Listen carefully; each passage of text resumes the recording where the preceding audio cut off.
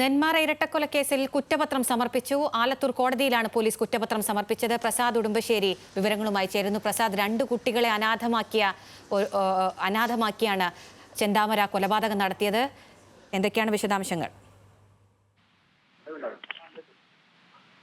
അരുണ്യ, അല്പസമയം മുമ്പാണ് കുറ്റപത്രം സമർപ്പിച്ചിട്ടുള്ളത്. ഇതിൽ 480 പേജുള്ള കുറ്റപത്രത്തിൽ 132 സാക്ഷികളാണുള്ളത്. ഈ കേസിൽ പ്രധാനപ്പെട്ട കാര്യം എന്ന് പറയുന്നത് എന്താണ് ഈ കൊലപാതകത്തിലേക്ക് നയിച്ചത് എന്നുള്ളതാണ്. അത് ചെന്താമരയ്ക്ക് സുധാകരന്റെ കുടുംബത്തോടുള്ള പക തന്നെയാണ് എന്നുള്ളതാണ് പറയുന്നത്.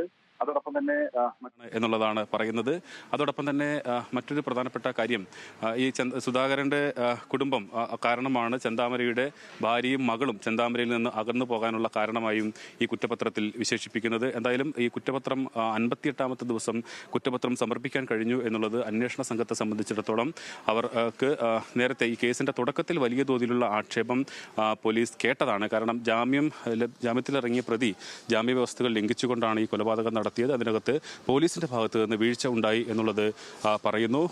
ഇപ്പോൾ അതിനുശേഷം ഈ കൊലപാതകം നടത്തിയതിനു ശേഷം പക്ഷേ പോലീസ് ശക്തമായ നടപടി സ്വീകരിക്കുകയും 36 മണിക്കൂറിനകം തന്നെ പ്രതിയെ പിടികൂടാൻ കഴിയുകയും ചെയ്തു. ഇപ്പോൾ ഈ കേസിൽ നിർണായകമായിട്ടുള്ള വിവരങ്ങൾ എന്ന് പറയുന്നത് ഇതിന്റെ കുറ്റപത്രത്തിലെ വിശദാംശങ്ങൾ നമ്മൾ പറയുകയാണ്. ഒന്ന്, ഈ കേസിൽ ഉണ്ടായിരുന്നത് 132 സാക്ഷികളാണ്. ആ സാക്ഷികളിൽ ഏറ്റവും പ്രധാനപ്പെട്ടത് ദൃക്സാക്ഷി ആയിട്ടുള്ള ഒരാളെ കൊണ്ടുവരാൻ കഴിഞ്ഞു എന്നുള്ളതാണ്. ഈ കൊലപാതകത്തിന് ആ ദൃക്സാക്ഷി എന്ന് പറയുന്നത് പ്രതി ലക്ഷ്മിയെ, അതായത് സുധാകരന്റെ അമ്മ ലക്ഷ്മിയെ വെട്ടിക്കൊലപ്പെടുത്തുന്നതിന് സാക്ഷിയായ ഒരാളുണ്ടായിരുന്നു. ഈ ആളിലേക്ക് എത്തിയ വഴി ഈ കൊലപാതകം നടത്തിയ സമയത്ത് ലക്ഷ്മി വെട്ടിക്കൊലപ്പെടുത്തുന്നത് കണ്ട് പേടിച്ച് ഭയന്നോടിയ ഈ ദൃക്സാക്ഷിയെ പിന്നീട് പോലീസ് നടത്തിയിട്ടുള്ള അവിടെ ഗൂഗിൾ മാപ്പിങ്ങിലൂടെയാണ്. അതായത് ഈ സമയത്ത് ഗൂഗിൾ ടൈം ലൈൻ എന്നുള്ളതാണ്. അതായത് ആ കൊലപാതകം നടക്കുന്ന സമയത്ത് ആ പ്രദേശത്തുണ്ടായിരുന്ന ആളുകളുടെ ഫോൺ വിവരങ്ങളെല്ലാം തന്നെ പോലീസ് ശേഖരിച്ചിരുന്നു. അങ്ങനെയാണ് ഈ കൊലപാതകം നടക്കുന്നതിന്റെ തൊട്ടടുത്ത് ഒരാൾ ഉണ്ടായിരുന്നു എന്നുള്ളത് പോലീസിന് മനസ്സിലാകുന്നത്. അയാളെ കണ്ടെത്താൻ പോലീസ് ഒരു അന്വേഷണം നടത്തി. അങ്ങനെയാണ് ദൃക്സാക്ഷിയിലേക്ക് പോയത്. അപ്പോൾ ദൃക്സാക്ഷി ഭയന്ന് പറച്ച് അവിടെ നിന്ന് ഓടിപ്പോയി എന്നുള്ളതാണ് പിന്നീട് പ്രതി ദൃക്സാക്ഷി തന്നെ പറയുന്നത്. അതിൽ ഏറ്റവും പ്രധാനപ്പെട്ടത് ദൃക്സാക്ഷി ആദ്യം മൊഴി നൽകാനൊന്നും തന്നെ തയ്യാറായിരുന്നില്ല.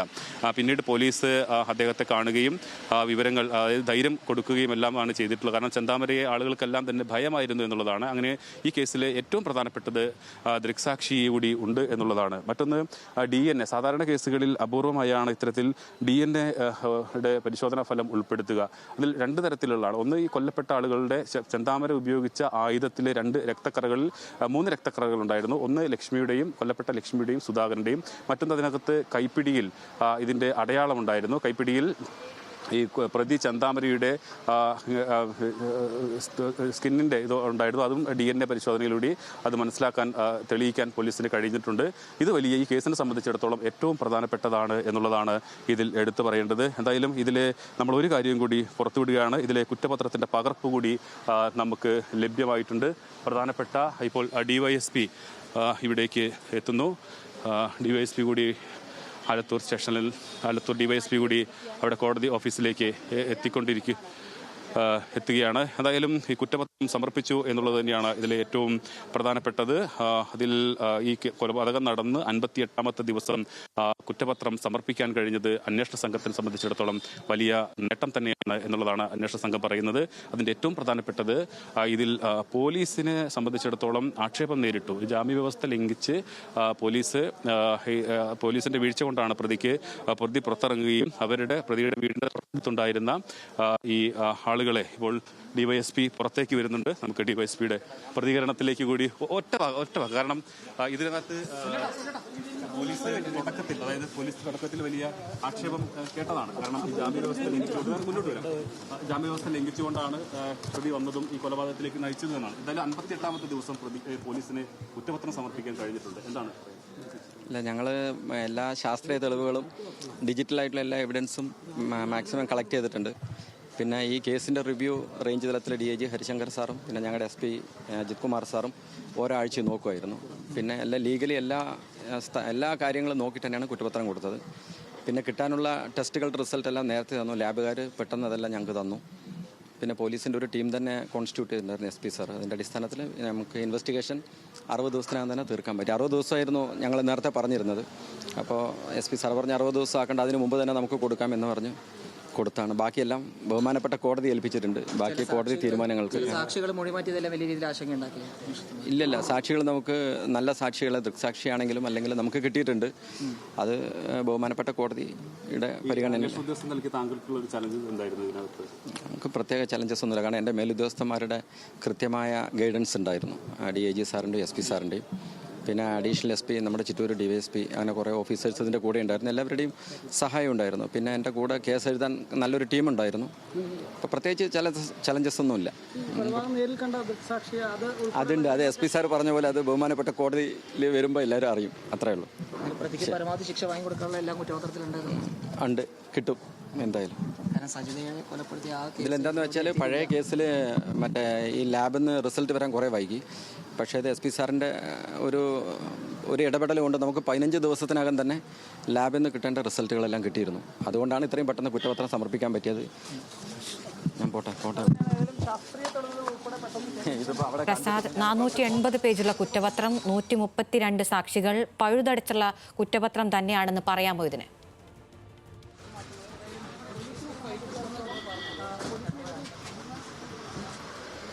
അരുണ്യ, പഴുതടച്ചുള്ള കുറ്റപത്രം എന്ന് തന്നെയാണ് പോലീസ് ആത്മവിശ്വാസം പ്രകടിപ്പിക്കുന്നത്. കാരണം അവരെ സംബന്ധിച്ചിടത്തോളം നേരത്തെ പറയുന്നത് പോലെ ഈ കേസിലെ വെല്ലുവിളി, ഒരു പ്രധാനപ്പെട്ട വെല്ലുവിളി എന്ന് പറയുന്നത് ഈ കേസിൽ ദൃക്സാക്ഷികൾ ആദ്യം ഉണ്ടായിരുന്നില്ല എന്നുള്ളതാണ് കരുതിയത്. കാരണം ആദ്യം ഇതിൻ്റെ ജാമ്യാപേക്ഷ പരിഗണിക്കുന്ന സമയത്ത് ചെന്താമരയെ അറസ്റ്റ് ചെയ്ത് 14ാമത്തെ ദിവസം ജാമ്യാപേക്ഷ പരിഗണിക്കുന്ന സമയത്ത് പ്രതിഭാഗം ഉന്നയിച്ച ഒരു വാദം എന്ന് പറയുന്നത് ദൃക്സാക്ഷികളില്ലാത്തൊരു കേസിൽ പോലീസ് ഇയാളെ കുടുക്കുകയാണ് എന്നുള്ള തരത്തിലുള്ള ഒരു വാദമാണ് ഉന്നയിച്ചിരുന്നത്. പക്ഷേ ആ ദൃക്സാക്ഷികൾ ഉണ്ടായിരുന്നു എന്നുള്ളതാണ്.